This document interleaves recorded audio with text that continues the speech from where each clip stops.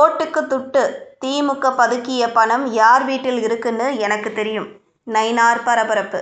வரும் தேர்தலில் தொகுதி வாரியாக விநியோகம் செய்வதற்காக திமுகவினர் பதுக்கி வைத்திருக்கும் பணம் எங்கே உள்ளது என்பது எனக்கு தெரியும். அவை உரிய நேரத்தில் பறிமுதல் செய்யப்படும் என தமிழக பாஜக தலைவர் நயினார் நாகேந்திரன் தெரிவித்துள்ளார். இதுகுறித்து வேலூரில் நடந்த பாஜக கூட்டத்தில் பேசுகையில், தேர்தல்களில் இறந்தவர்கள் எல்லாம் வாக்குப்பதிவு நாளன்று வந்து ஓட்டு போட்டுக்கொண்டே இருந்தார்கள். தற்போது SIR மூலம் கண்டுபிடிக்கப்பட்டதில் பீகார் சட்டமன்ற தேர்தலில் 234 தொகுதிகளில் 202 தொகுதிகளில் தேசிய ஜனநாயக கூட்டணி வென்றது. இதே நிலை தமிழகத்தில் தொடரும். கடந்த முறையே திமுக ஆட்சிக்கு வந்திருக்க வாய்ப்பே இல்லை. ஒரு சில கூட்டணியினர் தவறு செய்ததால் கடந்த 2021ஆம் ஆண்டு நடந்த சட்டசபை தேர்தலில் திமுக ஆட்சிக்கு வந்தது. போன தேர்தலிலேயே 110 இடங்களில் பாஜகவும் அதிமுகவும் வென்றிருக்க வேண்டும். இதுதான் உண்மை. அதே நிலைமை தற்போது திரும்ப வரப்போகிறது. நான் ஏற்கனவே தை பிறந்தால் வழி பிறக்கும் என பேசினேன்.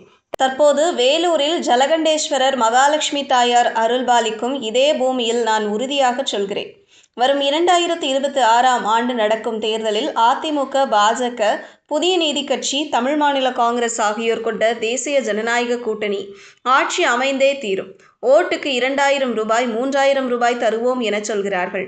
ஒவ்வொரு சட்டசபை தொகுதிகளிலும் 20 கோடி ரூபாய் திமுகவினர் பதுக்கி வைத்திருக்கிறார்கள். யார் யார் வீட்டில் பதுக்கி வைத்திருக்கிறார்கள் என்பது எங்களுக்கு தெரியும். தகுந்த நேரம் வரும்போது அனைத்து பணமும் நிச்சயம் பறிமுதல் செய்யப்படும்.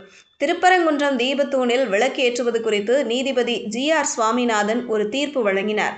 அவர் என்ன சொல்லி இருக்கிறார்? தீபத்தூணில் 10 பேர் போய் தீபம் ஏற்ற வேண்டும் என்று சொல்லியிருந்தார். அன்றைய தினம் 10 பேர் போய் தீபம் ஏற்றியிருந்தால் ஒன்றும் பிரச்சனை இருந்திருக்காது. திருப்பரங்குன்றத்தில் நீதிபதியின் தீர்ப்பை ஏற்று தீபம் ஏற்ற யாரும் எதிர்க்கவில்லை. இதை எதிர்த்த ஒரே நபர் முதல்வர் ஸ்டாலின். இதுதான் வாக்கு வங்கி அரசியல். முதலிலேயே அது தீபத்தூண் இல்லை என்றார்கள். ஆனால் கனிமொழி என்ன சொன்னார்? அது எல்லைக்கல் என்றார். எல்லைக்கல் என்றால் நாலாபுரமும் இருந்திருக்கும். ஆனால் ஒரே ஒரு கல் இருப்பதால் அது தீபத்தூண். அதன் பிறகு இது சமணர்கள் வெளிச்சத்திற்காக தீபம் ஏற்றி வைத்த கல் என்கிறார்கள். ஆனால் சமணர்கள் எப்போதுமே தீபம் ஏற்றி வைத்தது கிடையாது.